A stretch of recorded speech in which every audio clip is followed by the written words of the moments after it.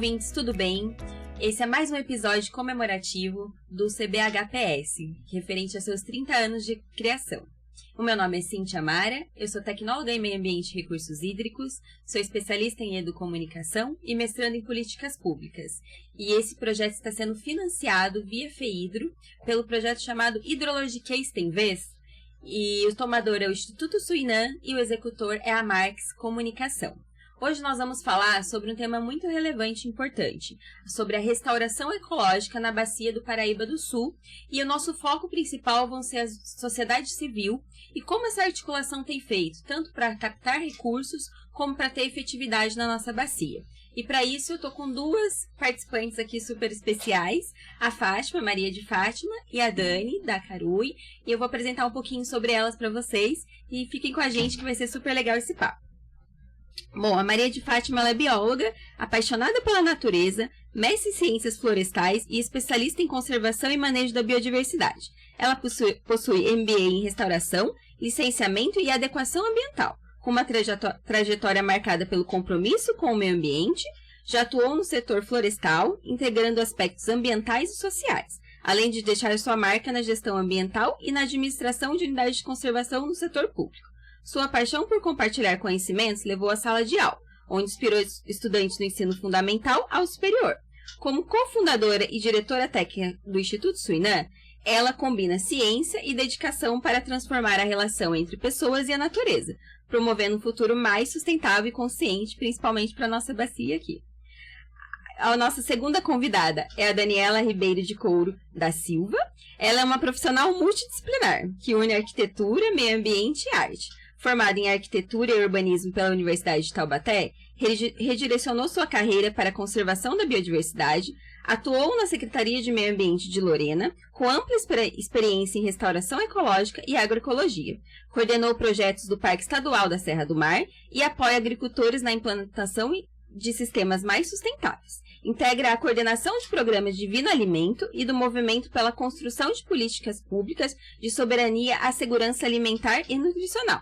Atualmente, atua como secretária executiva da Carui e lidera a articulação regional pela agroecologia no Vale do Paraíba. Além disso, é brincante de maracatu e artista plástica, inspirando nas plantas, o que tanto admira, para criar suas obras. E a gente vai conhecer um pouquinho sobre essas duas mulheres super importantes aqui na nossa bacia, na atuação, para a conservação da nossa biodiversidade. E para começar nosso papo, eu vou perguntar para vocês duas, para vocês falarem um pouquinho mais sobre as instituições onde vocês atuam, então o Instituto Suinã e a Carui, e como elas atuam no setor de restauração ecológica aqui no Vale do Paraíba. Quer começar, Fátima? Quero. Louquinha para começar. Bom, o Instituto Suinã, ele foi fundado há 10 anos atrás por 5 biólogas, a gente veio do setor florestal e quis ter essa pegada demais, de criar projetos e de poder conduzir algumas coisas que a gente acredita. Então a gente criou essa instituição e ela tem uns focos, o nosso carro-chefe é a educação ambiental, a gente trabalha com isso, e com conservação da biodiversidade também. E a restauração ela veio há pouco tempo no Instituto Suinã, não por falta de desejo de fazer ou por falta de competência técnica, mas porque a gente entende que esse processo é extremamente complexo, é uma responsabilidade muito grande, a gente tem isso como uma responsabilidade muito grande, você assumir um recurso público, formar uma floresta e garantir que essa floresta tenha perenidade. Então a gente demorou por conta dessa seriedade mesmo do processo, mas a gente entrou nesse barco e agora a gente não quer sair mais. Então assim, a gente espera estar contribuindo, a gente tem alguns projetos rodando nessa área da restauração, mas a gente tem muito a aprender ainda e a comunidade aqui do Vale tem muito a discutir sobre esse assunto. A gente ainda está engatinhando, eu acredito. Legal. E para você, Daniela, como que tem sido feita essa trajetória aí dentro da Carui? Então, a Carui, ela é uma entidade que esse ano completa 21 anos, Completamos em agosto 21 anos. Ela foi fundada em 2003 por uma por várias pessoas, entre elas o João Paulo Villani, que é gestor do Núcleo Santa Virgínia do Parque Estadual da Serra do Mar, que é residente de São Luís, e uma pessoa muito querida nossa, que é a Alice Nacal, que fundou também junto com o João a Carui, e que nos deixou em 2021, né, devido à pandemia de Covid. E esse ano a gente fez uma homenagem a ela e por todo o legado, né, que ela deixou para a cultura e para o ambiente, né, para as questões ambientais. E eu trago isso para apresentar a Carui porque mostra, né, desde lá o início, como eles já pensavam essa relação de cultura e ambiente. E que a sociedade hoje tende a separar tudo. Né? Tudo é separado, né? O social é separado do econômico, é separado do meio ambiente, que é separado da comida, que é separado das pessoas, e não é, né? Então, quando a gente está falando de ambiente, a gente está falando de cultura, a gente está falando que tem pessoas, que tem seres, que tem hábitos, né? Que tem relações. Então, a Carui vem trabalhando desde então, né? Com essa cena, né? De olhar para as questões da educação, da cultura, né, do território, como é que o território se organiza, se planeja, né? Então, essas são formas da gente acontecer no território, a gente sabe trabalhar dessa forma.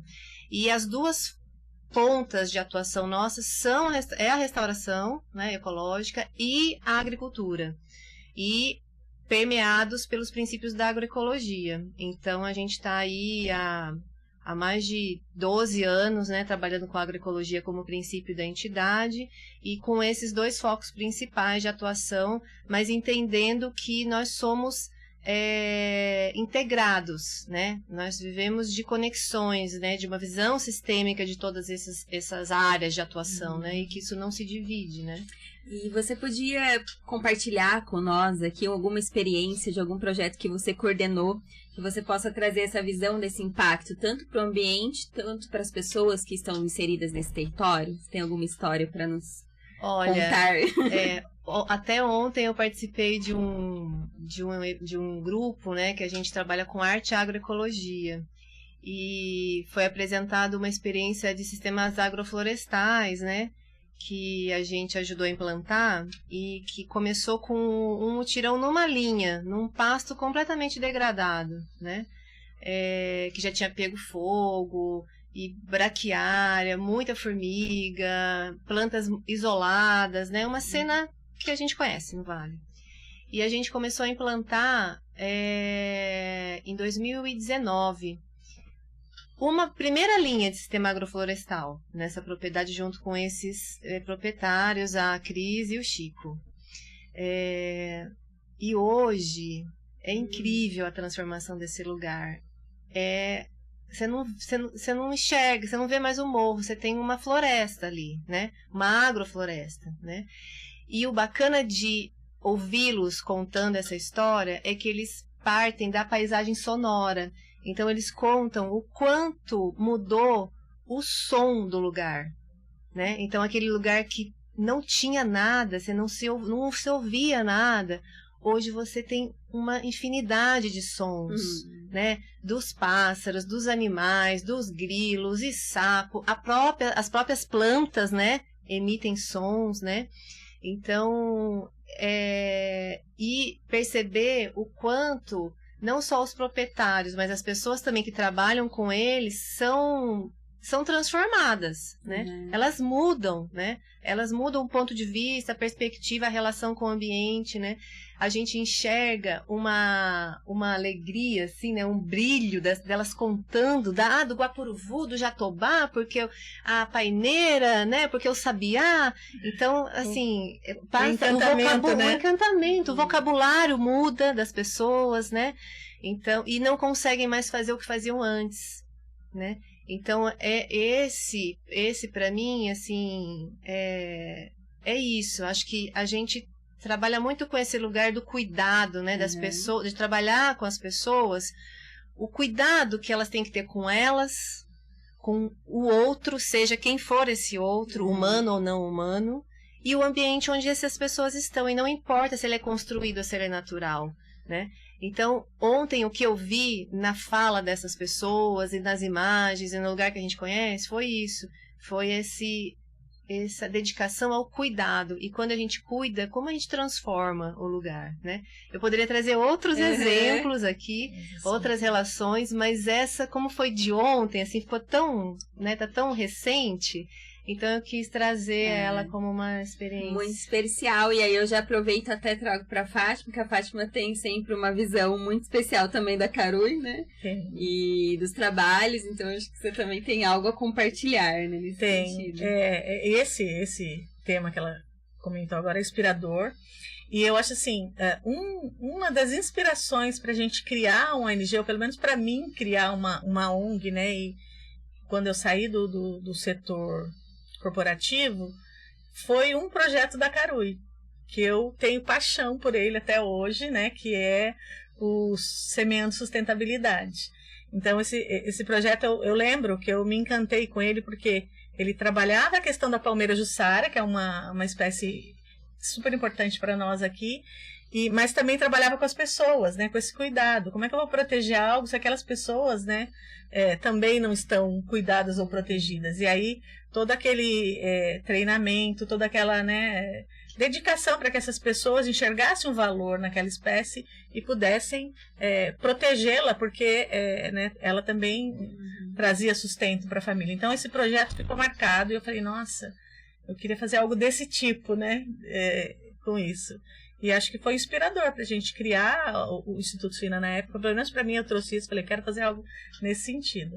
Então, é uma lembrança que eu tenho, que eu gosto muito. Eu sou muito admiradora da Carui mesmo. E quero dizer aqui que eu tive o prazer de conhecer a Alice, né? Fui várias vezes no restaurante, ela tinha um restaurante, né? Que acho que é uma das melhores comidas que eu já pude provar, porque ela trazia isso, né, no alimento também, né, esse cuidado, Então, de fato. Ela era uma das principais engajadas no trabalho com a Jussara. Eu não falei nada da Jussara, porque eu sabia que a Fátima ia trazer. E pra gente é um legado super importante, é um resultado positivo que ele tá com a gente até hoje. A gente acabou de fazer o Festival da Jussara, né, o primeiro Festival da Jussara em São Luís. A gente está com uma família que para nós é uma família do coração, que foi quem começou com a gente no entorno do parque, plantando Jussara, que é a família do Daniel Alves, da Nilce, da Dona Lourdes, né? Um abraço, um beijo para eles. E hoje eles estão com a gente plantando árvores na restauração. Então, para além da Jussara, a gente, né? Então eles estão agora coletando semente, eles marcam árvores, eles assim... tem um brilho, né, especial, assim, encontraram esse encantamento, esse perfil também, né, restaurador, né, da família, né, que mora no entorno do parque, que está nesse trabalho hoje, né, então abre mão de todos os outros, né, de ser um funcionário de uma propriedade lá da roça, né, de trabalhar fazendo cerca, de roçando pasto, de cuidar das próprias atividades rurais, para se empenhar nos trabalhos de plantio de árvores, de marcação de árvores, de coleta de sementes, pelo gostar, né, por se identificar, por entender a importância. Então, essa família é um resultado também positivo desse trabalho todo, né? E eu acho que essa sua fala traz bem a importância, né, do terceiro setor atuando aí, né, essa ponte, né, entre o primeiro e o terceiro setor, mas de se aproximar dessas comunidades, de entender, né, quais são as suas expectativas, anseios e dificuldades até, e como é que a conservação do meio ambiente pode trazer benefícios para elas também, né? Então, é isso mesmo, levar um encantamento para que eles tenham esse olhar de pertencimento e a partir daí a gente consegue transformar, né, pequenos grupos, pequenos bairros, né, o município. Então, acho que o terceiro setor, ele atua num gap aí que não tem outro ator, né, que faça isso tão bem. Então, acho que é fantástico. E dentro desse trabalho todo, né, super especial, a gente vê indicadores de qualidade essenciais, né, para nossa bacia principalmente. Mas queria aproveitar e te perguntar, Dani, quais são os desafios que a Carui enfrenta para captar mesmo esses recursos para a restauração, né? Se você puder contar um pouquinho pra gente quais são os desafios no meio do caminho, para as pessoas entenderem também, né? Porque a gente tem um resultado muito bacana, mas o caminho, ele é um caminho também muito árduo, né? Um caminho muito trabalhoso, né? Então, se você puder contar um pouco desse processo pra gente. Eu acho que isso faz parte da cena de qualquer entidade do terceiro setor, né? Que é esse momento em que a gente se prepara para atuar e envolve muitos princípios, muitos valores, né? Então, nessa experiência mesmo da Jussara, né? A gente vê o quanto é importante a gente trabalhar com a confiança das pessoas, né? Gerar credibilidade naquilo que está sendo feito, né? E gerar credibilidade não quer dizer 100% de resultado positivo sempre, mas trazer credibilidade para o processo. Então, faz parte do processo avaliar se deu errado, se deu certo, o que pode melhorar, o que tem que mudar de rumo. Isso é trabalhar a credibilidade, né? A gente brinca que são os Cs, né, do trabalho. Então, é confiança, credibilidade e a continuidade. Né? Essa coesão, essa coisa que continua, que não para, né? Agora eu não quero mais fazer isso, agora eu vou trabalhar com outro assunto, com outra comunidade. Então, essa continuidade do processo vai trazendo credibilidade, confiança, o que confiança gera, né? Então, acho que são esses processos todos. E, especialmente dentro desse lugar de captar recursos para a restauração, né? E os desafios da restauração são inúmeros, né? A gente tem falado em alguns lugares, em alguns momentos, né, dos desafios de trabalhar com as pessoas, né, porque as técnicas a gente tem várias, né, temos os desafios, né, de ter sementes, de ter mudas de qualidade, de ter mudas disponível para a época dos plantios, de ter chuva ou não ter chuva, de ter chuva, né, numa intensidade boa, né, então temos várias questões, né. Mas eu acho que um dos desafios é o trabalho diretamente com as pessoas, né? Da gente se organizar, se alinhar para o mesmo propósito, com as mesmas intenções, né?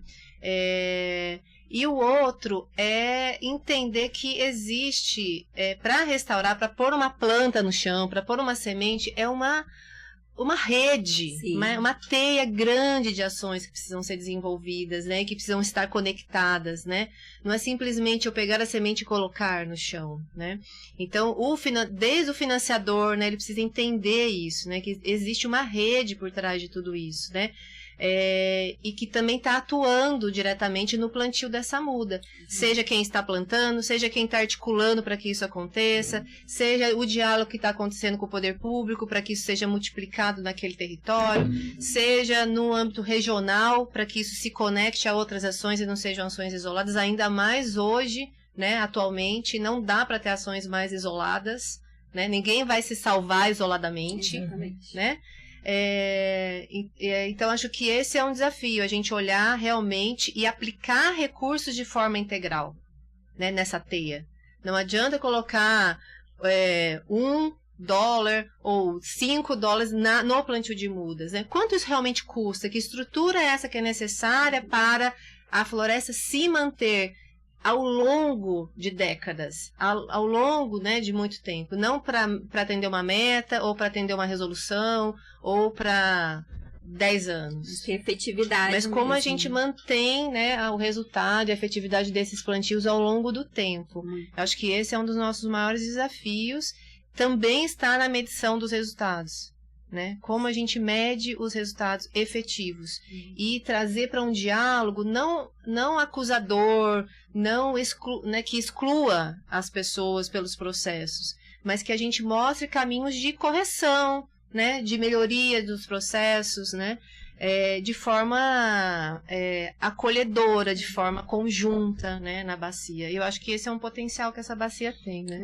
Eu queria falar sobre isso também. Acho importante essa fala da continuidade, porque a gente está num processo de querer restaurar, de necessitar restaurar, e às vezes os apoios são curtos, né? E você não tem continuidade. Eu não digo nem com a mesma instituição. Então, por exemplo, nós plantamos agora, finalizamos lá os 3 anos de manutenção. tá dentro dos parâmetros. Mas essa floresta vai precisar de um olhar para essa continuidade que você falou ao longo do tempo, de décadas.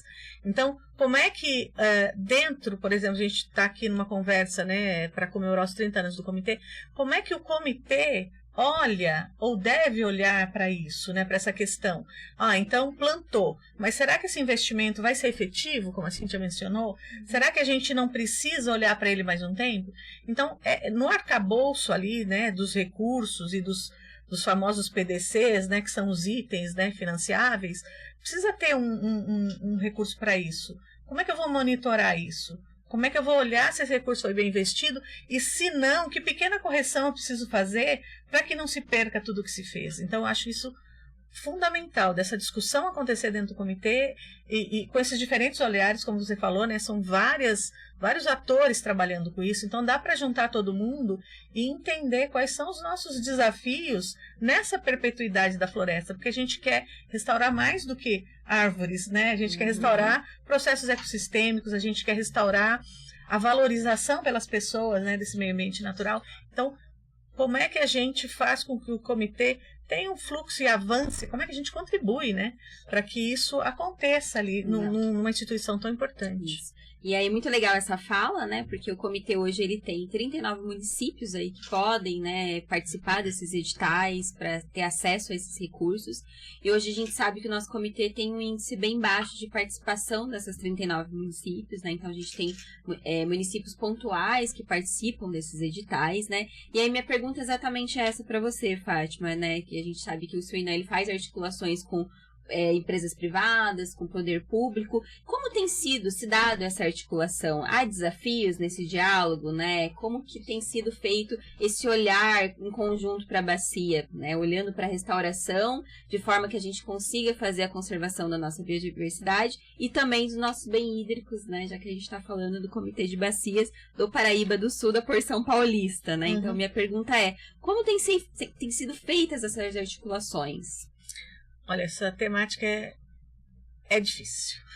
É difícil, mas assim, eu vou falar da nossa experiência, né? O Suinã, ele tem, desde a sua criação, um propósito e um interesse em contribuir com políticas públicas. Porque a gente enxerga que essa articulação entre primeiro, segundo e terceiro setor, muitas vezes se dá, né, em alguns territórios, mas em alguns outros não. Porque os interesses são divergentes. Então, como é que a gente traz todo mundo para o mesmo interesse, quer seja ele um pouquinho provocado, né, ou, né, imposto, e a gente acha que a política pública é uma saída para isso. Então, a gente participa de vários fóruns e conselhos para entender como é que aquele município está olhando para aquela questão e como é que a gente pode ajudar nesse olhar, já que a gente tem um pouquinho de conhecimento técnico que pode ser compartilhado. Muitas vezes os conselhos, principalmente de municípios menores, eles não contam, né, com essa capacidade técnica ali, né, por questões de custo, por questões de pouco, né, recurso humano, enfim. Então a gente tenta ajudar nisso.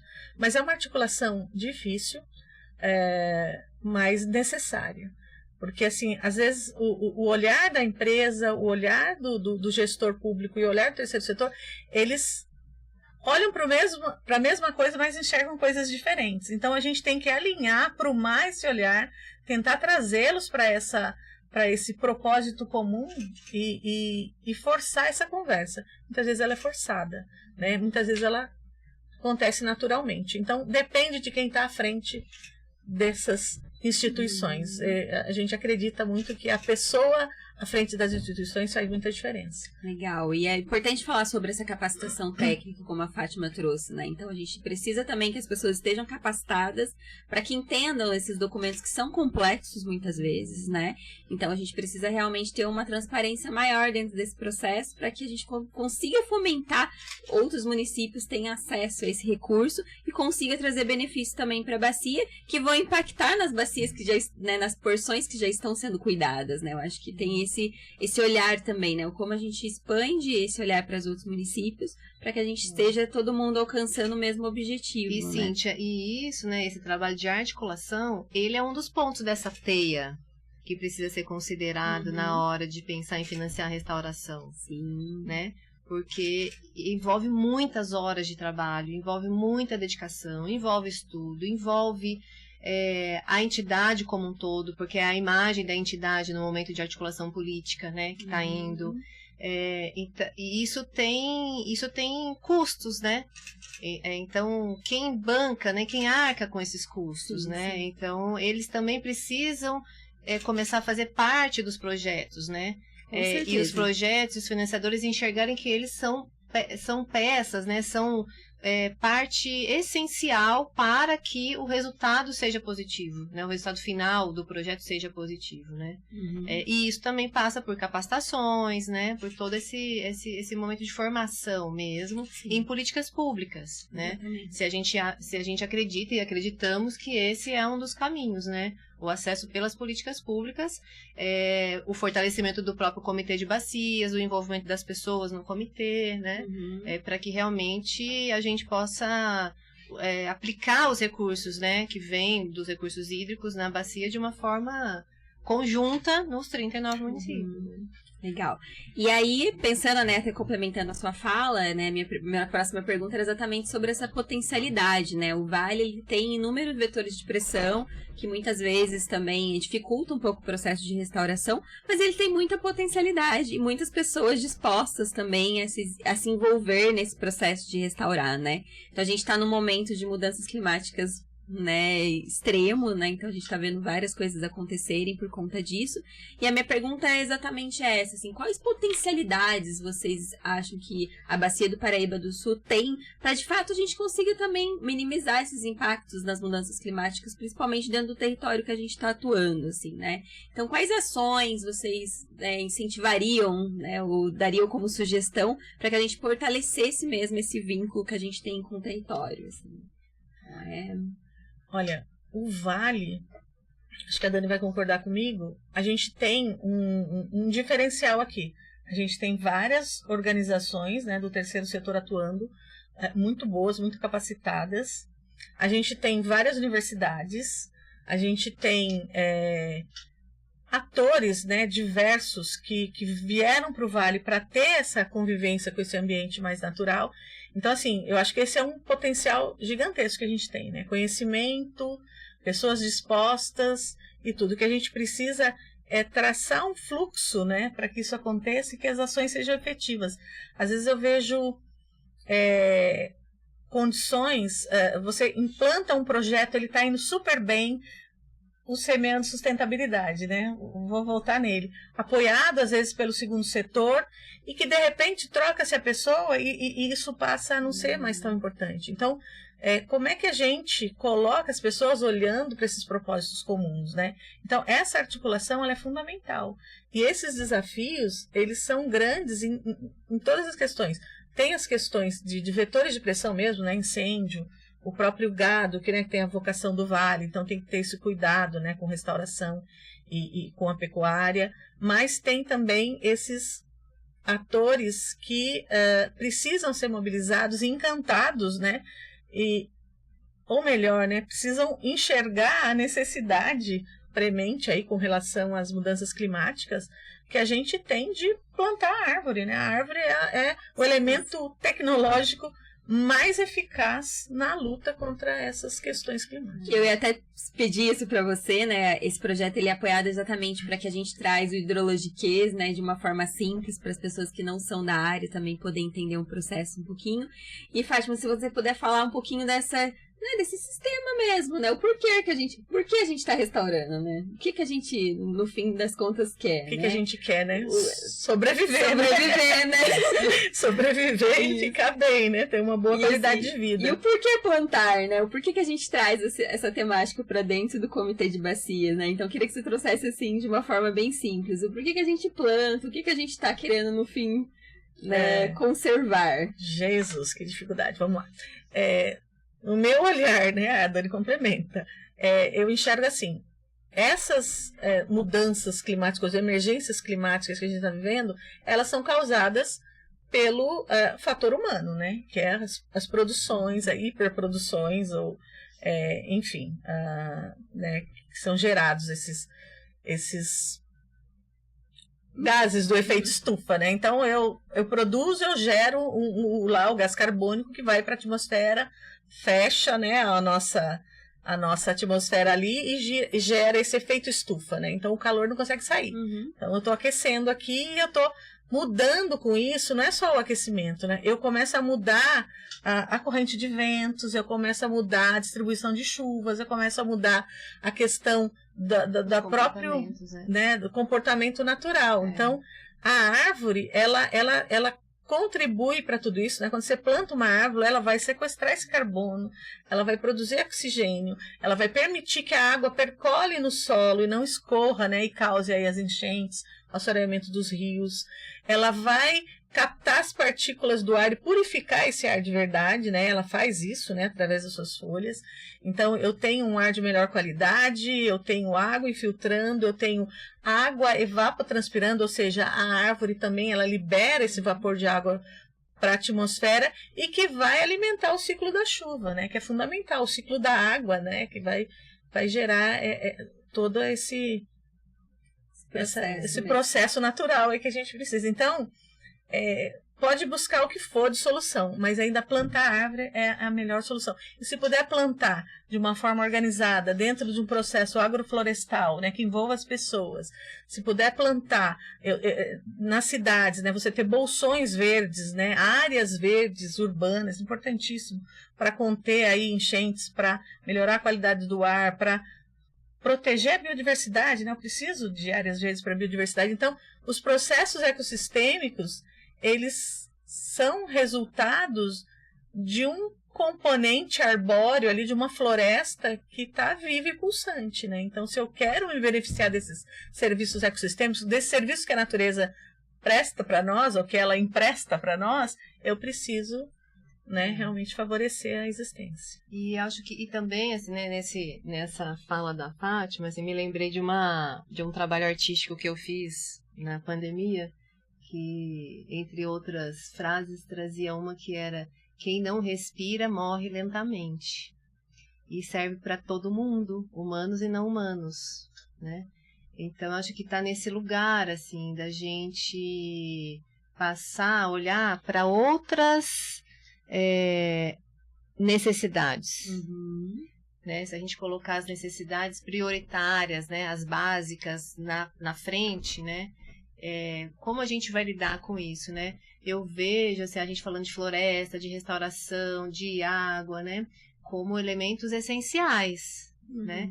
Mas numa sociedade que também tem outras emergências, né? Tem outras necessidades prioritárias. As pessoas não conseguem nem o seu mínimo, como já dizia o Antônio Cândido. Como é que eu vou olhar para algo diferente se nem o meu mínimo eu estou conseguindo manter, estou conseguindo dar conta no dia a dia, né? E por isso que a gente tem feito, né, na Caru, uma reflexão muito desse lugar do cuidado, né? Do cuidado do ambiente, do cuidado do outro e cuidar de si mesmo, né? Porque a gente vai percebendo que vai existindo um abandono do lugar, do outro, da outra e de si. Sim. É reflexo, né? Então, para a gente não tá desassociado plantar árvore, né? Cuidar da restauração, fazer plantio de nascente, de beira de rio, do cuidar do todo, né? Nesse trabalho integrado de entender o que é a necessidade da pessoa. Às vezes a necessidade da pessoa não é ter dinheiro para comprar o gás, mas é de ser ouvida. É de ter um lugar tranquilo para dormir à noite, né? Então, assim, a gente também precisa trazer esses elementos sociais para dentro da perspectiva da restauração. Como que os restauradores, quem está plantando, como é a vida dessas pessoas? Sim. Né? Porque normalmente é neles que sofre a pressão para diminuir o custo da restauração, para baixar, né? Porque o financiador só vai pagar metade e a gente tem que sair correndo atrás de um cofinanciador para bancar, né? Então, como que a gente articula isso, mas de uma maneira decente, né? Socialmente correta, né? Decente para todo mundo, né? Então, acho que esse é um grande desafio que a gente tem e eu vejo que nós temos pouco espaço para falar sobre isso, né, sobre essa relação do sensível da restauração. A gente tem muito espaço para falar tecnicamente, né, do manual, da cartilha, das técnicas, da efetividade, da planilha, do resultado, Mas e da sensibilidade? E do olhar das pessoas para esse lugar? Será que as pessoas realmente não fazem porque elas não querem? Porque elas têm que ser obrigadas pela lei? Eu acho que tem de tudo, um pouco. Mas a gente não pode generalizar, né? E especialmente quando a gente fala de áreas vulnerabilizadas, de pessoas que não são vulneráveis, estão vulnerabilizadas por um processo social, de sistema capitalista que a gente vive, né? Então, como que a gente olha para isso pela restauração? Né? Como que a gente entra e começa um diálogo numa comunidade, num grupo de pessoas, nas propriedades que a gente atua, a partir do lugar que é sensível? Porque, às vezes, para aquela família, não é a prioridade restaurar a nascente. A prioridade dela é muito antes. Geralmente não. É muito anterior. A gente é psicólogo, a gente é analista, a gente é economia, a gente tem várias, né? Essa coisa multidisciplinar é porque exige um pouco disso. Sim. Mas quando a gente vai trabalhar nos grupos técnicos, nos coletivos, a gente não traz essa multidisciplinaridade. Até em alguns momentos a gente passa a ser ridicularizado quando a gente começa a trabalhar esse olhar sensível dentro da restauração. Porque não, mas e a parte técnica? E o conteúdo assim? O conteúdo está na internet. Baixa lá a cartilha, tem N institutos e entidades fazendo materiais excelentes, de muita qualidade. Para que eu vou ter que gastar recurso desse financiador desenvolvendo um outro trabalho? Isso já existe. E eu posso aplicar no meu espaço de uma forma experimental, que seja, analisando a realidade local. E a gente pode, então, investir em outras frentes, né, e trazer resultados disso. Você tinha perguntado antes, só para finalizar, sobre a potencialidade do vale, né? E eu sou suspeita porque eu sou daqui, então eu acho que aqui é um lugar muito especial. Primeiro porque é lindo, né? A gente tem essas serras, a gente tem água, não é à toa que chama Serra aqui, né? Da Mantiqueira, né? Que tem esse nome da serra que chora, né? De tanta água que tem, né? Esse lugar é muito lindo. Você vai para qualquer lugar aqui, você tira uma foto, não perde para nenhum lugar do mundo, né? Esse Vale do Paraíba. E é um dos principais lugares do mundo. Quando a gente está falando de PIB, quando a gente está falando de consumo, quando a gente está falando de economia, quando a gente está falando de concentração de pessoas, né? E ao mesmo tempo a gente tem aqui cultura caipira, né, que precisa ser mais valorizada. A gente está falando de floresta, a gente está falando de serviços ecossistêmicos, a gente está falando de lazer, a gente está falando de diversidade.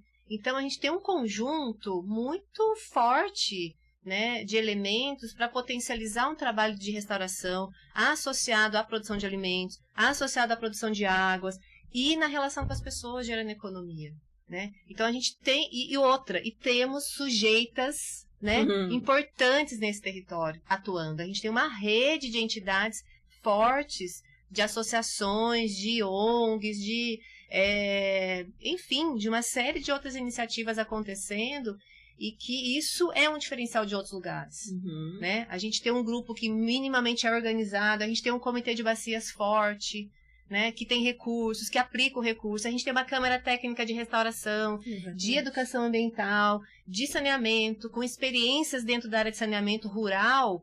Por exemplo, Lagoinha tem uma experiência super bacana agora com saneamento rural acontecendo, né, numa integração da CAT com a prefeitura, com o poder público, com o produtor rural, né? Então, assim, temos muita coisa bacana no Vale acontecendo. Eu acho que, né, o que a gente pode fazer é potencializar esses arranjos, cada vez mais trazendo a sensibilidade, né? A gente tem visto um show de horrores, né, na televisão ou nos canais de comunicação, da falta de sensibilidade de uma forma geral, né, dos gestores, das gestoras, né, em alguns momentos... e em achar que uma árvore é um ser que pode ser cortado a qualquer momento, seja para o que for. Né? Então, é uma falta de respeito para os outros seres também, que convivem no mesmo estado, e são natureza como nós somos. Né? Então, eu penso nisso, assim, né? Nesse lugar de potencializar o trabalho das relações. Né? A gente vem trabalhando muito nesse lugar da Carol, de olhar como potencializa as relações, e o resultado positivo vai ser o resultado do empenho desse trabalho investido no cuidado das relações com as pessoas e com os seres. Né?